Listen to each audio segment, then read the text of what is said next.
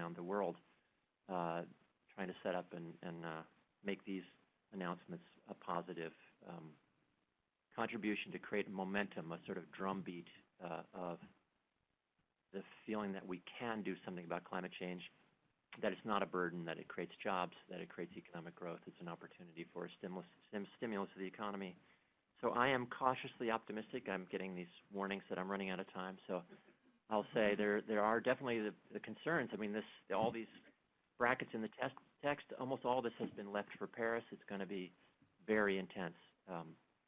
But I think everybody's really interested in, almost everybody's interested in some kind of positive agreement coming out. The question is whether it'll be sort of a watered down one or one that's meaningful. So thank you. Thank you. Guy?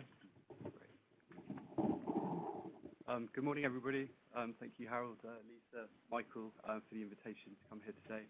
I'm just going to take us through 5 quick points. So I'm going to describe why Latin America is a fragmented continent on climate change, and then discuss where some of the countries in the region are lining up on some of these specific elements in the Paris text that Tim has just referred to.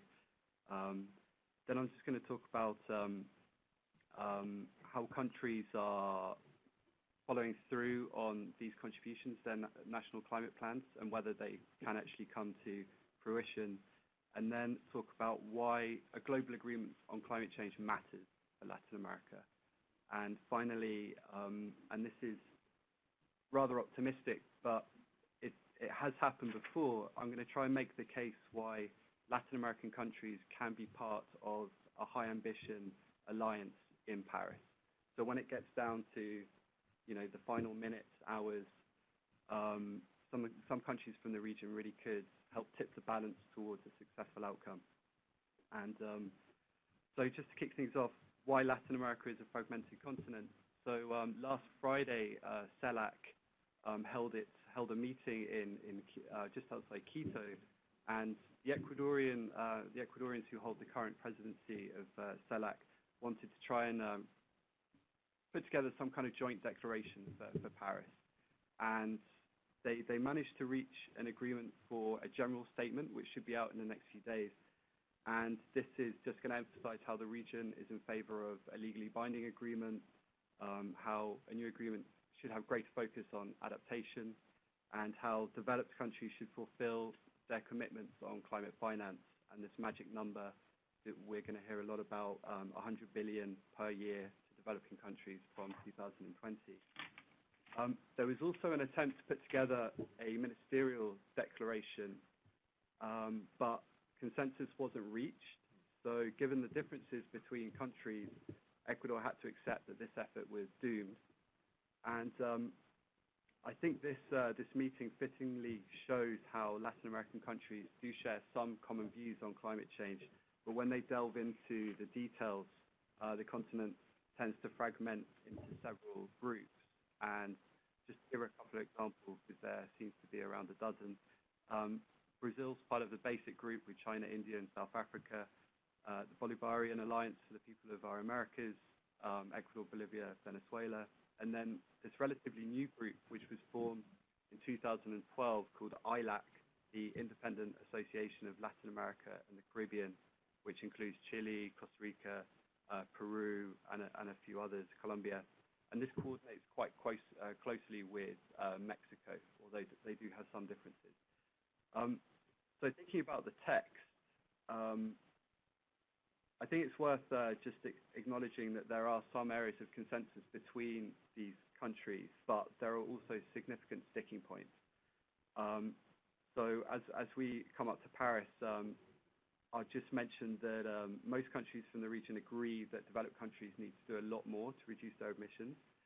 The finance technology transfer has to be forthcoming, and it has to be significantly increased to support developing countries to reduce their emissions and adapt to climate impacts. And thinking about where there's some sticking points, and this is a big one, the long-term mitigation goal. So as Tim mentioned, there's a certain amount of traction towards putting together a long-term mitigation goal which can translate this 2-degree goal into a long-term goal that gives greater certainty for policymakers and investors. So, for instance, we can see how Mexico, the ILACs, and Brazil are in favor of this long-term mitigation goal, with some differences about dates, 2050 or the end of the century, and then there's some pretty wonky language about whether it's net zero carbon emissions, whether it's decarbonisation, or whether it's climate neutrality. So most of these countries have a preference for one or the other. And but the fact they agree on a long-term goal, I think, is the most salient point. And the EU and some other countries are also in favour of this. The like-minded group, which includes some of the ALBA countries in a pretty eclectic mix of other developing countries with some Arab states and India, prefer much looser language and don't really want any hard numbers and aren't really that in favour of a long-term goal. And we've been talking about the INDCs, so I think we can try and frame the INDCs, these intended nationally determined contributions, as a strategic tool for countries in Latin America to try and get some sectors onto a cleaner path towards low carbon sustainable development and try and build resilience to climate impacts. So most countries in the region have now submitted their INDCs. Mexico was first. There are a few holding out, and we're not sure if we're going to see them before Paris. But for the most part, the region has been very proactive in preparing its INDCs. And Tim has mentioned Mexico's INDC, so I'll just mention Brazil's. So they're pledging to reduce greenhouse gas emissions by 37% by 2025 and 43% by 2030. And Brazil was the first developing country to put forward an economy-wide absolute emission reduction target. In terms of what people have been saying about the INDCs, Latin American civil society and some other independent groups based in Europe and the US, for instance, have said that for the most part, Latin American INDCs, except for maybe Costa Rica, is not ambitious enough. So they could be doing more. And for instance, in the case of Greenpeace Brazil, they weren't very happy with the renewable energy target included in Brazil's INDC when one considers that 71% of all energy investments for the next decade are locked in fossil fuels. So that kind of brings me on to how countries might be able to, well, will they be able to make progress on their INDCs and perhaps what's holding the region back. So we can see, although there has been some progress, climate policies generally in the region appear to suffer from a lack of implementation. So I think that's a key point to look out for. And quite often they're just undermined by other policies, for instance, in the energy sector or mining legislation.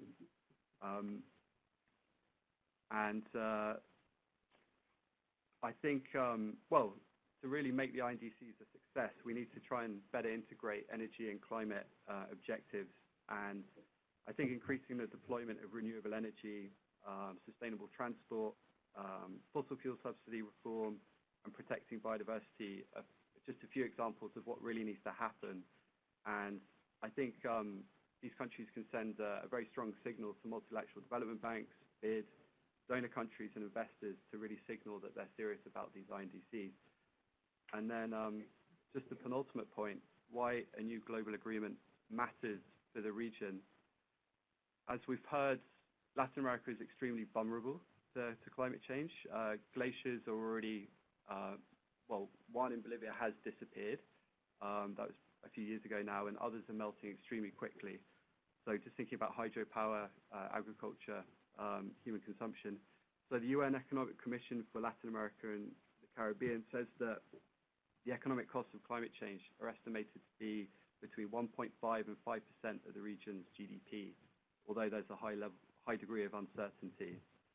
And a strong climate change deal in Paris is really critical for Latin America's future, as uncontrolled emissions around the world could sabotage economic growth and threaten to halt and then reverse some of these hard-won development gains.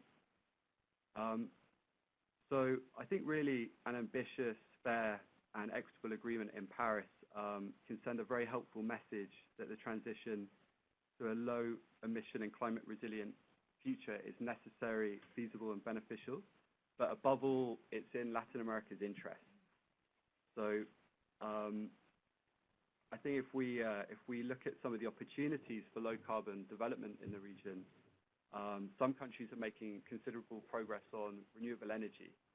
And the Inter-American Development Bank, for instance, has said that Latin America can meet its future energy needs from renewable energy sources, including solar, wind, marine, geothermal, and biomass, which is sufficient to cover its projected 2,000 electricity needs in 2050, 22 times over. So there is this wonderful potential for renewable energy in the region, and the advances in policy and investment on clean energy are, I think, quite exciting, and there's a lot of potential there. So just to conclude, I think a new climate agreement, which includes the INDCs, a long-term mitigation goal, combined with the recently adopted Sustainable Development Goals in September, can help policymakers and leaders and investors extract themselves from a tendency to focus on the short term and focus more strategically on building long-term prosperity, low carbon development, and a more resilient economy. And very, very quickly on this high ambition alliance in Paris. So Mexico, the ILAC, island states, and the EU, and Brazil on some issues, and dare I say it, even the US, might be able to come together and form this high ambition alliance.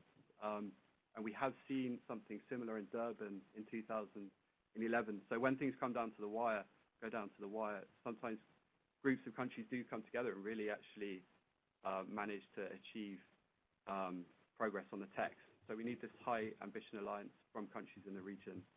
And I would just say that, to finish, climate change is rendering business as usual and conventional development policies as ill-equipped to build prosperity for the region. And we need to have an ambitious agreement in Paris, because I think that this offers a very useful direction of travel and a useful framework for Latin American countries and indeed the world to achieve a more sustainable and resilient development. Thank you very much.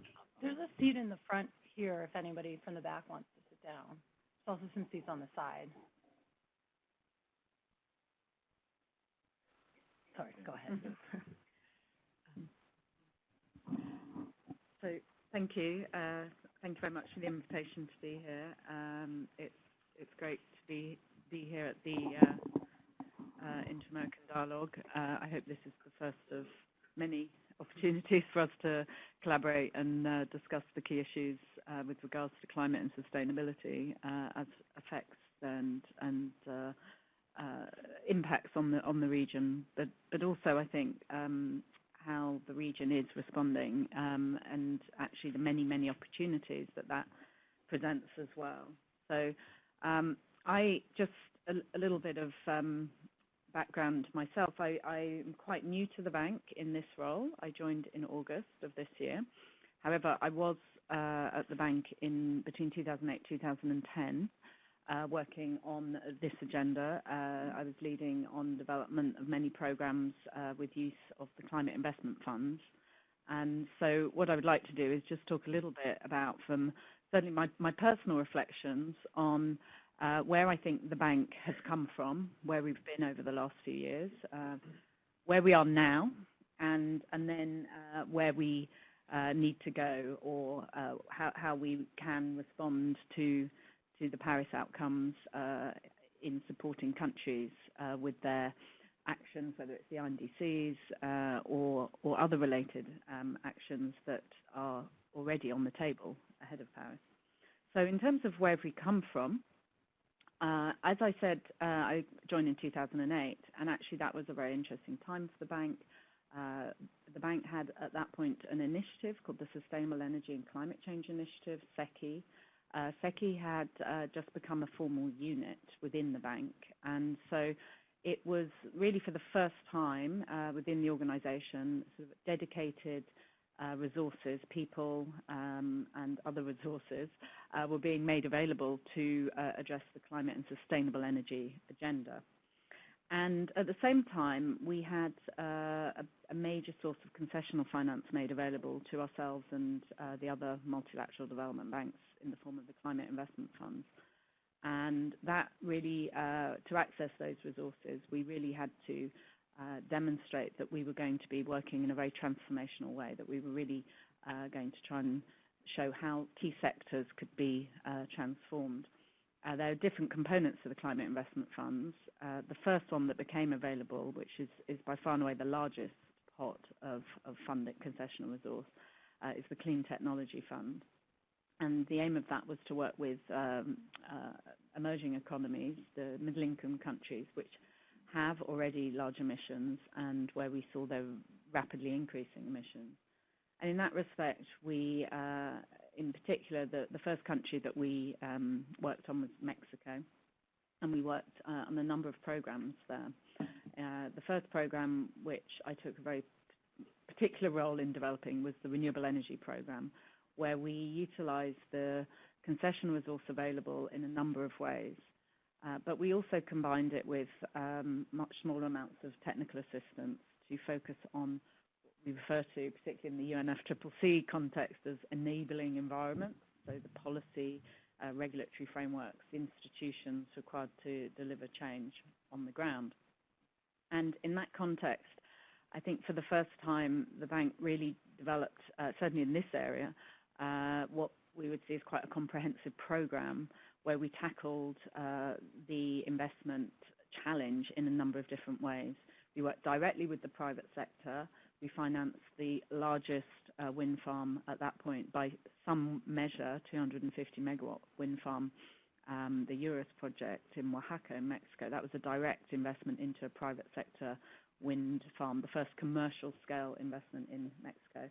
And I remember, because we were under a lot of pressure coming up to Copenhagen, actually, to demonstrate that we, that we were able to mobilize climate finance, although we didn't really even talk about climate finance then, because until the 100 billion announcement came, we really were much more focused on delivering the changes on the ground than actually necessarily looking at how much climate finance was available, if you like. And that project went to our board, the bank's board, during Copenhagen, and that was actually quite an accomplishment because it was the first very large-scale renewable energy investment within Latin America. That was in 2009, and I think if you look where we've come from, where countries have come from, where the renewable sector has come from, how it's developed, there's been huge progress since 2009. As Timon said, renewable energy, wind power is at grid parity. It's competitive with most other sources of energy in many contexts, in many country contexts, and I think that will very much depend on the market situation. What is the state of that market within that country? And so going back to the Mexico example, we also, in addition to the direct investment, we worked with the one of the major national development banks, NAFIN, to strengthen its capacity to finance renewable energy investments. We used some concessional resource to create a contingent finance facility that would allow it to provide sort of security to independent power producers who were looking to provide wind generated capacity into the grid. And we also worked with the regulator which had some new legislative powers, if you like, to actually regulate the big utility CFE on the basis of actual externalities as written in the legislation, which really opened up the opportunity for really opening up the power sector more broadly. We worked also with the local wind energy association that wanted to understand better what were some of the benefits of wind power in terms of jobs, in terms of energy security. They wanted to know how other countries like Germany, the benefits that had been achieved there, so that they also had that information, so they could then talk to their constituents, to those who may have questioned, well, is wind power really secure? Isn't it, the intermittency? And, so it was a very comprehensive program, if you like, and that was what we were required to do to access the resources under the Clean Technology Fund. And in total, we had, $500 million of concessional resource for Mexico, of which a portion of that went into the renewable energy sector. And of that 500 million, just to explain, that was split between the IDB and the World Bank Group, because we were also, for the first time ever, really being required to collaborate with other MDBs on these programs. And we did have, and certainly in our Mexico Renewable Energy Program, the IFC were a very big part of that, and it was a very positive experience that I think has kind of continued as well in different forms.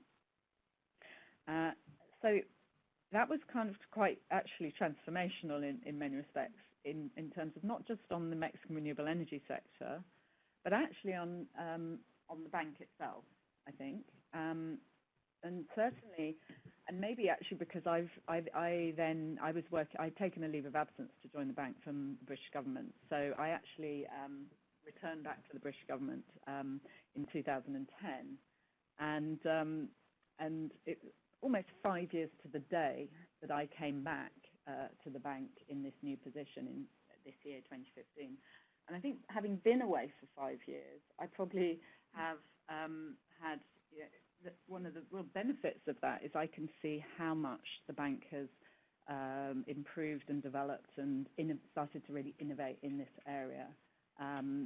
So the programs that were then back in 2008, 2009 considered like, oof, well, that's a bit risky, wind power, we really want to do this. That's kind of almost becoming business as usual, both on the public sector side and the private sector side of the bank. Now, as I said, depending on the country context, there may be different, if the market doesn't exist for a certain technology like wind, then there probably is still a need to use concessional finance in that country context. But in those countries where the market has started to develop, where there are, in this case, wind farms already operating, then we should be able to finance that off our own, with our own capital, because the risks are much better understood. In fact, we don't price the risk as we were sort of 5, 6 years ago. So that's, I think, a great achievement in terms of seeing the evolution of where we come from. Where were we in Copenhagen? And I'm probably a bit more optimistic than Timmons, I think, in terms of seeing where we are compared to. I mean, you talked about the winds of change, and I fully agree with all of those. As we look ahead to Paris, the momentum going into Paris is significant, from the Pope to the very impressive actions that have started to be put on the table already. And I'll come back to that. I mean, impressive the fact they're on the table, without commenting at this stage on the actual degree of ambition. But I think more importantly is the reality in countries, the reality on the ground is so different to where we were going into Copenhagen. So, so where are we now as a bank? And I think I'll focus a little bit on some of the priority areas that the bank is now involved in, supporting, working with governments on, also with the private sector. So back then in 2008, 2009, our main, sort of those in governments that were mostly interested were ministries of environment. Ministries of finance were maybe not so interested in this agenda. They were maybe starting, particularly with Copenhagen on the horizon, they were sort of starting to become aware of this issue. We're now in a very, very different position. Some of that is very positive in that many governments now, ministries of finance, ministries of planning, are recognizing the need to integrate climate objectives into their long-term planning, into their budgets. we have a very interesting initiative that was pioneered a couple of years ago, working with Brazil, I think in 10 states and 1 municipality, to look at how climate is being allocated within the budget system. And I think, certainly from what I've heard around that initiative, it raised a lot of very interesting awareness within those budget administrations as to what they were already doing, but also where there was some gaps and where they needed to focus more moving forward. And we're now taking that to others in the region.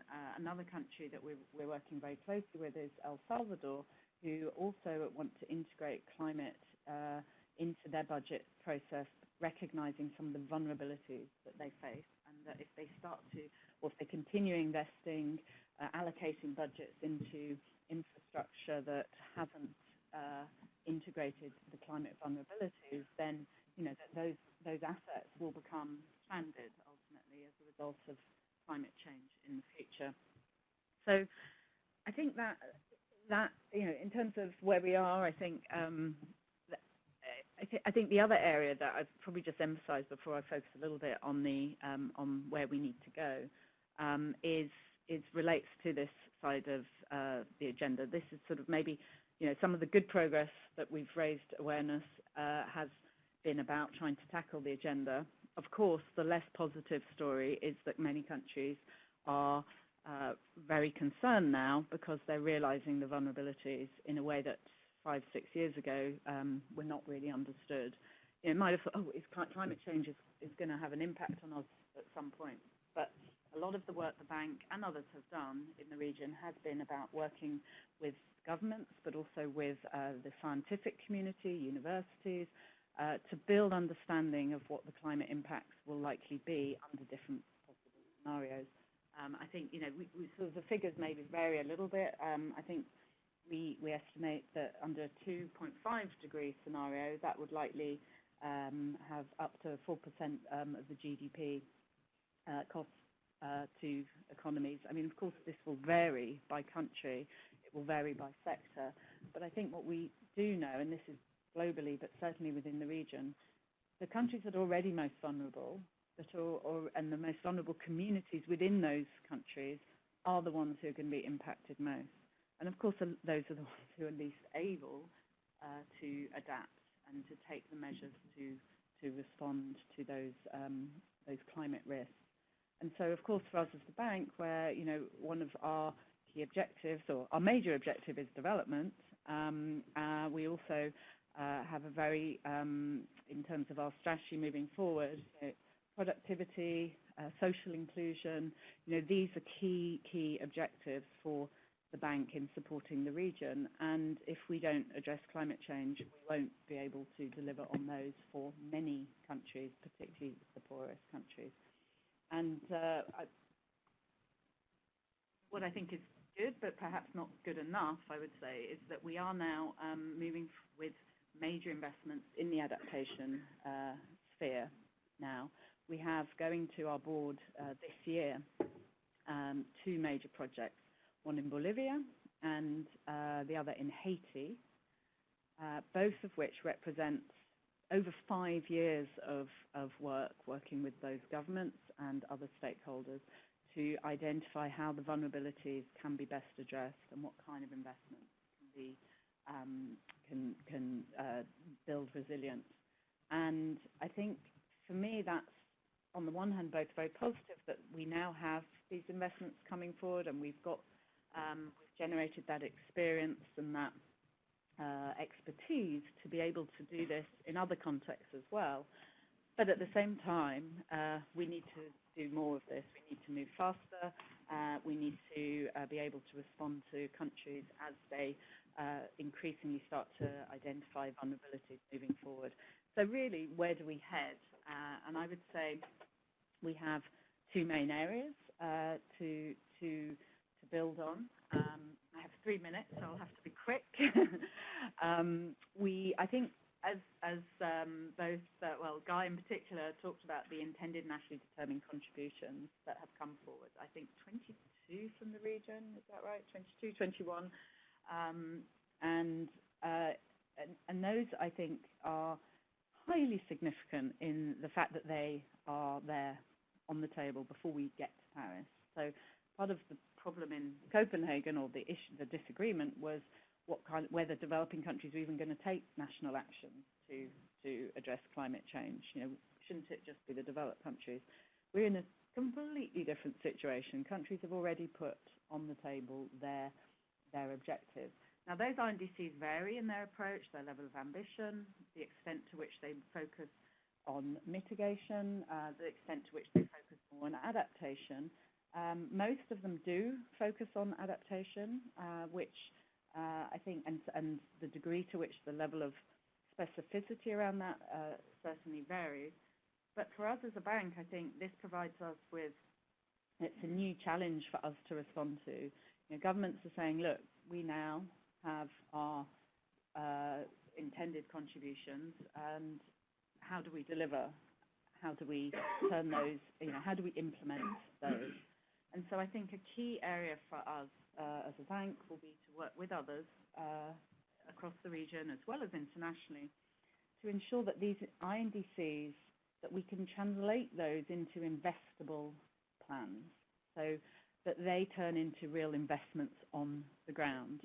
And we've already started to look at how we might do this, and we will significantly increase our focus on this coming out of Paris, because these investment plans, if you like, can then provide the basis for countries to really ensure that their national climate objectives are fully integrated into their other national development plans, sustainable development goals, or other national development plans. And hopefully we can turn what is a challenge into opportunities for countries in the form of seeing major investments into the low carbon sectors, but also very specifically addressing the vulnerabilities and ensuring we do start to make investments that are allowing countries to adapt to climate impacts and the climate risks that they are either already facing or will face in the future. Thank you very much. And thank you all for staying on time, more or less, although I think Timmons and I unilaterally redistributed a couple minutes of the time. But now we have a good half hour for Q&A. Basically, I'd like to take groups of questions. If folks would just raise their hands, and then You have a mic, yeah. There's a roving microphone. Please wait for the microphone because this is being web streamed. And just your name and affiliation, please, when you take the microphone. And if people would raise their hands again, I'll take a list. Okay, I got 3 so far. So we'll take 3, go to the panel, and then come back for another round. So please, go ahead. So my name is Michael, and I'm affiliated with the Bechtel Corporation, so one of the largest EPC companies. My question primarily has to do with the role of private sector in all of this. And I know with your last comment, you talk about trying to drive these INDCs and SDGs into national development goals. And I think in the past it's been clear that the problem with private sector involvement has been bankable project. Whether the project is really bankable, you can drive in other private investment into the project. What do you see with your sort of high-level involvement, some of these sort of private sector angle? Thank you. Then I think here in the second row.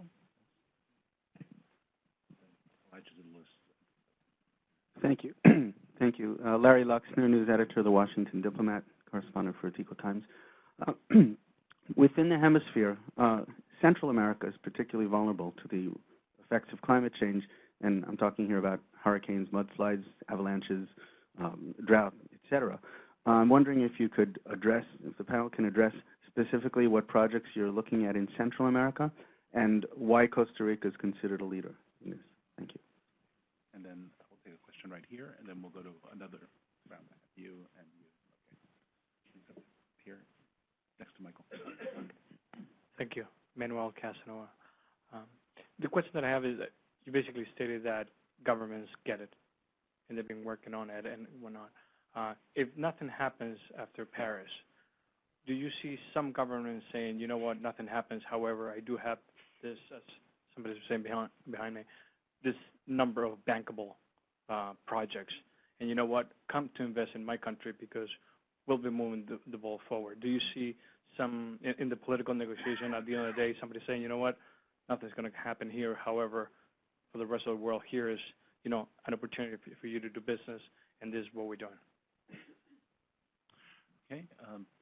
Maybe we can come back to the panel now, and just, you don't feel the need to react to all three questions, just pick and choose what you really want to focus on. Amal-Lee. Well, I'm very glad you asked the question about the private sector, because actually, had I not run out of time, that would have been the other sort of key area that I would have focused on. So it gives me a couple more minutes. So I absolutely, I mean, this is key that we are mobilizing the private sector around this agenda. And that's, as I referred to, it's about creating new markets and ensuring that these markets are sustainable over time, that they create the opportunities for economic growth, for jobs, etc. We in the bank, we're about to, as of the 1st of January, we will create a private sector arm that consolidates different parts of the bank in terms of its private sector operations, and they will come together under the IIC, so International Investment Corporation. And that, I think, will bring some many opportunities in that we will be able to utilize a number of, we'll be able to utilize instruments going beyond loans, equity investments, hopefully increase use of guarantees. And I think that will allow us to continue to innovate in how we then mobilize the private sector.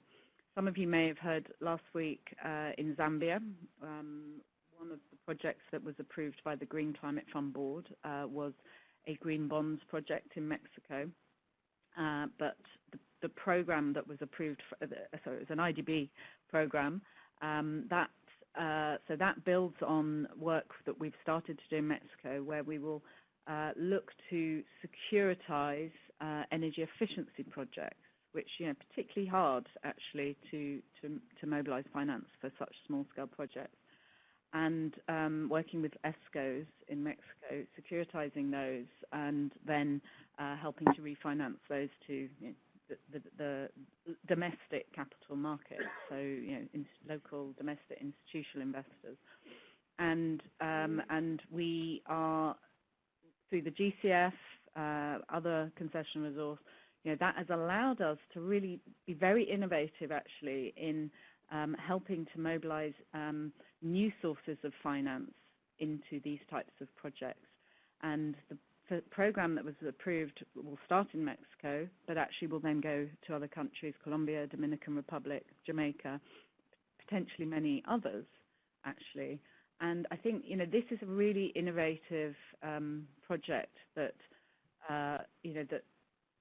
which I was going to refer to. Where are we now? I mean, it's the bank is really now in quite a good place to really work with governments and the private sector in making these INDCs investable propositions and investing in those. I just wanted to make sure that people understand the scale of the Inter-American Development Bank's footprint in Latin America right now on climate change. So can you explain the goal in the bank for, what, 25% of all loans and grants to be climate related? And also, like, how much money is that, and how does that compare to the World Bank? Okay, so it's not a straightforward answer to that, because we set a target for the bank in 2010. The global capital increase in 2010 set a goal for 25% of the bank's portfolio to go into climate, sustainable energy, and environmental sustainability. And we have exceeded that, I think, typically around over 30% per year. That said, we also recognize that includes projects that may, in other methodologies, may not necessarily be counted in the same way. So we are in the process of thinking what might be the future increase and which methodology we might decide to use, given that we also have been collaborating with many other development banks, including the World Bank, around trying to have a more harmonized approach to how we assess climate investments. So we are in the process of looking at that, and at the Lima conference earlier this year, our president announced that we have an aspiration to significantly increase, potentially double, our climate finance expenditure based on the last 3 years of average of investments. But that is very much a goal that we need to do a lot more work on, and hopefully can translate into something more specific. Can you just give a rough ballpark figure on how much that is? Total in billions or percentage? In millions. Billions. So I think around, let's say around 2 billion per year. That's the current level, or that's the level that if it doubles? No, current. This year could be quite a bit higher, actually, because we have some major projects going, those adaptation projects, but also a project that we hope will move forward in Chile, very large investment in concentrated solar power, the first in the region. That project alone is over $1 billion. Not all coming from the bank, but we're taking the lead role in bringing that investment together. Thanks. Timmons or Guy, maybe the Central America question, or what countries will do on their own? I think that's a Guy. You go take Yeah, on Costa Rica, I would just say that President Luis Guillermo Solís has reconfirmed Costa Rica's pledge to become carbon neutral by 2021, and their INDC, I believe, they're looking at a very ambitious target in terms of lowering per capita emissions as well over the course of this century. And I think this is one example which has been rated very highly by these independent bodies looking at the INDCs, that Costa Rica has offered something that is consistent with this 2-degree goal and probably goes beyond it. So Costa Rica appears to be an example to follow. And I understood that President Solís was very keen to increase climate education and focus on adaptation, given the vulnerability in Central America, but also create some kind of new means for citizens to participate to support the implementation of this INDC. So I think Costa Rica is going to be a very interesting example to follow. And then briefly on whether countries will keep pushing if Paris collapses, if I understood your question correctly. I think some Latin American countries since 2005 have been proactive in thinking about the global climate regime as an opportunity to develop markets where they could hopefully increase investment into their countries related to low carbon development. So some of the ILAC countries and Mexico as well have been quite proactive before. So presumably I think they will continue this trend as they see the UN climate regime as a way to increase this investment.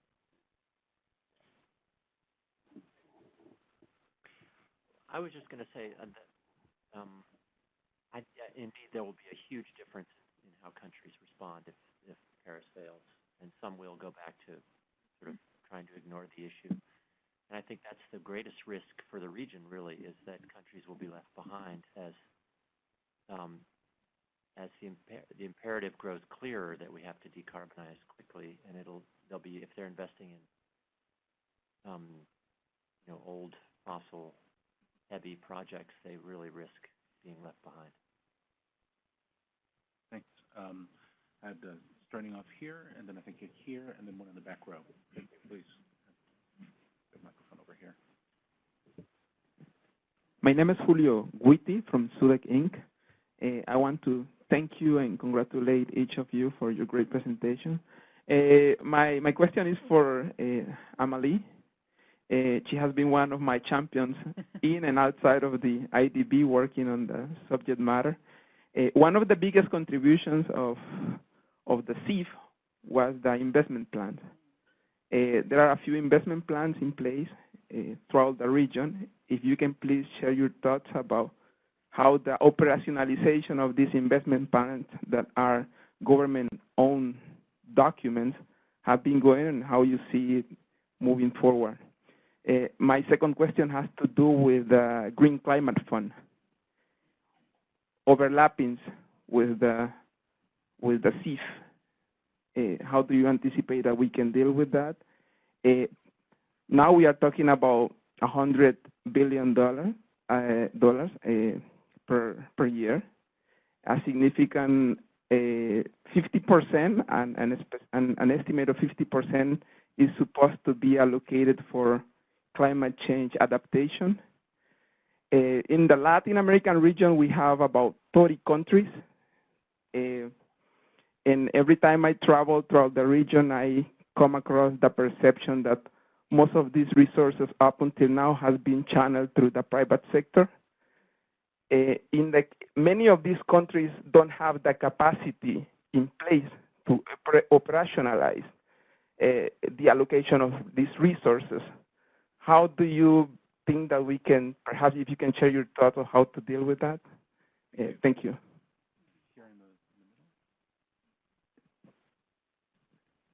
Good morning. My name is Cecilia Floco. I'm a scientist in the environmental science field and former assistant professor at the University of Buenos Aires in Argentina. I have a question that may not have a straightforward answer, but still I want to make it. So it was raised here that one of the chronic problems of countries that are developing is the lack of implementation of these environmental policies. Which mechanisms can help to revert that? Because, as I said, it's like a chronic problem, and I would like to ask for your negotiation experience, what can be done to revert that? I have one in the back row, closest to the aisle.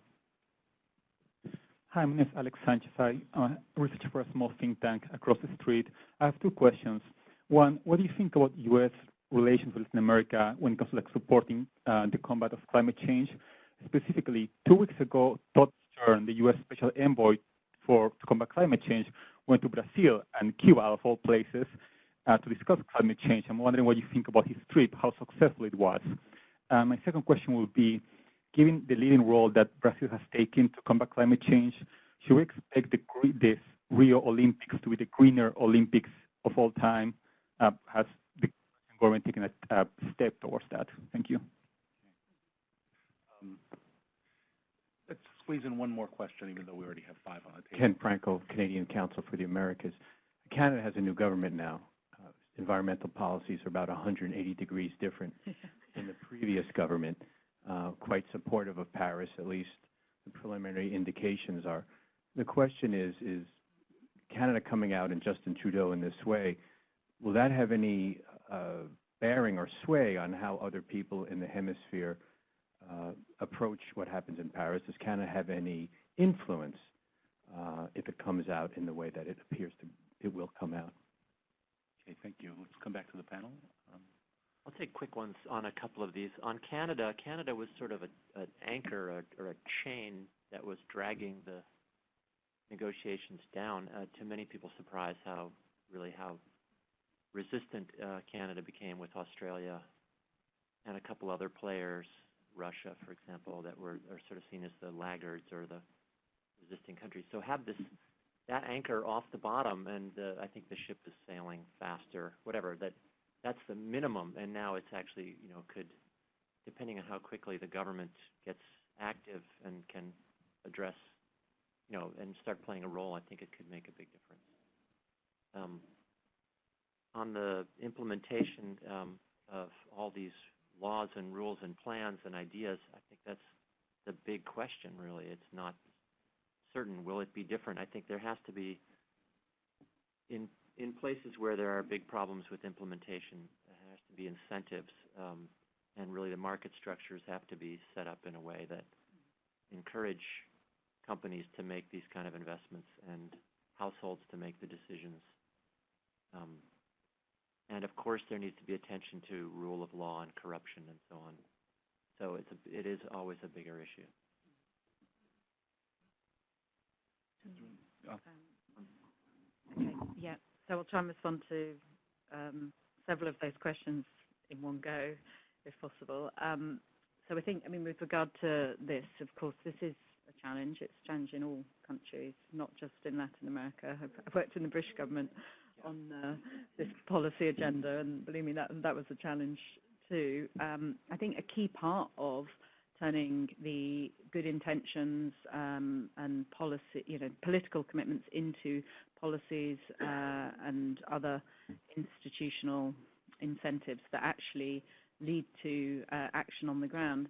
A big part of this is about strengthening the institutional capacity of governments by helping them to understand much better what the potential opportunities may be and how best to address those. And I think absolutely essential to that is the engagement or the collaboration between the government and its own private sector to understand how best the policies can mobilize them into these and the creation of new markets. Because this is challenging. We're trying to sort of create new markets, transform key parts of your economy. It's we've not really ever had to do this before, and it's very challenging for policymakers, without a doubt. And I think there is a need to look at some of the mistakes that have been made in other countries. Look to Europe, where there's been mistakes made in the past, but also where there's progress being made to understand how best to implement that. I think here in the US, you see at the state level some very interesting ways policies have been implemented, despite the sort of lack of very strong federal commitments. And so, in Latin America too. And I think one of the challenges is to sort of build on the good examples, build on where there is success, and see how best to accelerate that. And we as a bank, we support a number of that in a number of ways, but we particularly support regional dialogues where we bring together countries from different ministries together through dialogues, regional dialogues, to learn from each other. And that is an essential part. And we do that, and we will continue to do that moving forward. So with regard to just specifically the point about the investment plans under the CIF, that I think has been a very essential part of delivering the scaled-up investment. I talked about the Clean Technology Fund, but there are also 3 other programs under the CIF, one on climate resilience, one on scaling up renewable energy in the lower income countries, and one the forest investment program. And those have also created a very good basis for building on the country's own domestic policies agenda to create the opportunities for investments, whether that's public or private. And as part of that, we have we do work with the key actors in a country, whoever they may be. National development banks are often very important players within the country context, and strengthening their capacity has been a key part of the bank's work, working with the private sector directly to strengthen their ability to understand better the opportunities and how to manage what may often be perceived risks as opposed to real risks around some of these technologies and new business models. And I think those investment plans, what I hope is that as we are now implementing and building on those, they provide a good platform for bringing in other resources, whether it's from the Green Climate Fund. We have also benefited from what we know as the Canadian Fund, actually, within the bank, which has been another dedicated source of concessional finance, primarily for private sector investments. And using these resources to build on countries' investment plans has been key. Moving forward, the INDCs provide that platform. So, it should be fairly, not that we say that investment plan doesn't exist, now we work on a new one. Actually, it's about building on what we already have and ensuring that we can continue to move from maybe individual projects, of which we've done a lot of good projects, to more programmatic type of investments where we're combining public and private sector, where we're ensuring that we're sort of innovating in both in the type of investment but also within the sort of policy enabling environment. Yeah. Thanks. Just about Todd Stern's visit to Cuba, I think the rapprochement is very, very encouraging, and I think Todd Stern went to Cuba because Cuba is an ALBA country, and obviously at the UN climate change talks, the US and Cuba haven't always been on the same page. So I think at least in terms of working through where the differences are and at least attempting to build trust in this more kind of encouraging environment with the reopening of embassies, this is a very positive step. And Stern's visit to Brazil as well, I think demonstrates not only President Obama's very proactive climate diplomacy this year and last year as well, but also how the US-Brazil joint statement on climate change, US-Mexico joint statement on climate change just show how the region is very important, especially the heavyweights, Brazil and Mexico, for a new deal. On the Olympics in Rio next year, when we had the World Cup, there was huge expectations about staggering amounts of investment going into infrastructure and airports, and I think the jury's still out to whether that actually happened or not. And for the most part, it seems like they were shelved. Given Brazil's current economic situation, it'd be very interesting to see how ambitious those planning the Rio Games are thinking. But I mean, if we just look at where some of the key problems are in Latin American cities in terms of congestion, air pollution, there's a great opportunity for the Rio Games to make important investments in infrastructure. For instance, trying to electrify the transport system, pedestrianising areas of the city, and of course for those eager cyclists to kind of get back on their bikes. So I think there's a real opportunity there for the Olympics to kind of green up Rio. Great. I think we're down to the last few minutes, and Lisa, I know you want to make some final remarks. Yeah. So I think we can maybe start wrapping up. Well, I'd like to thank our panel for a fascinating discussion and great presentations on the issue. And I, for one, am really looking forward to seeing whether this high ambition group comes together. I think it's an important chance to observe whether Latin America and how Latin America can shape the rules of the international order going forward. I also encourage you, having read an early draft of there's flyers outside the room on the book. By Timmons and Guy. Coming out next week. Yes, and it's an excellent book. I got a chance to look at an early draft, and I found it very helpful for thinking about the region, where it's been, where it's going, how these issues of climate and environment intersect with development, and help us think about what happens in the next few years as the economy slows down. How do we still continue to make progress on all of these issues? And I really like the concept of avoiding stranded assets. I thought that was a great way to frame it. So I'm going to turn over to Lisa for the concluding remarks. Thank you. Well, I think this panel is really interesting. I think my takeaway is this bottom-up approach, which was kind of a new, which is, having each country present their own plans. That was a new approach to negotiations. I think it seems like it's been very successful in compared to some of the other negotiations. But I think, we'll be watching the next couple of weeks to see what comes out of the talks. But I think after that, the key is really, okay, to what extent do they follow through on these commitments? And I think that's what, we'll be looking at the dialogue and all the other organizations too. So thank you very much. Okay, thank you to the dialogue for hosting us.